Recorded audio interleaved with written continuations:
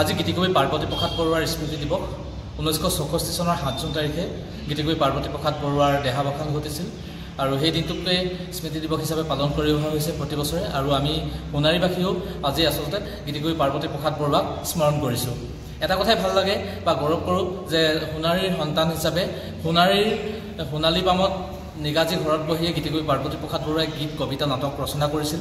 অসমৰ চতুৰ্থখন বোলছবি ৰূপহী নিৰ্মাণ কৰিছিল গীতিকবি পাৰ্বতী প্ৰসাদ বৰুৱাই এই সোণালী পামৰ পৰা। কিন্তু এটা কথা পৰিতাপৰ বিষয় যে গীতিকবি পাৰ্বতী প্ৰসাদ বৰুৱাৰ সেই বাসস্থান সোণালী পাম বা গীতিকবি পাৰ্বতী প্ৰসাদ বৰুৱাৰ সমাধি ক্ষেত্ৰ আজিও অৱহেলিত অনাদিত হৈ আছে। সেয়েহে আমি চৰকাৰৰ প্ৰতি আহ্বান জনাব বিচাৰিছোঁ যাতে এইকেইটা ঠাই গীতিকবি পাৰ্বতী প্ৰসাদ বৰুৱাৰ সমাধিস্থলীৰ লগতে তেখেতৰ যি সোণালী পামৰ গৃহটো সংৰক্ষণৰ ব্যৱস্থা গ্ৰহণ কৰক।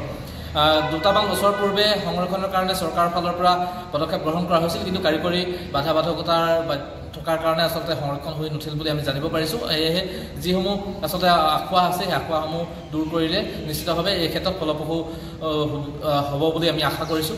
আৰু এটা কথা আমি এই মুহূৰ্তত ক'ব বিচাৰিছোঁ, নতুন প্ৰজন্মৰ প্ৰতিজনে আচলতে গীতিকবি পাৰ্বতী প্ৰসাদ বৰুৱাৰ গীত কবিতাসমূহ চৰ্চা কৰাৰ প্ৰয়োজন আছে।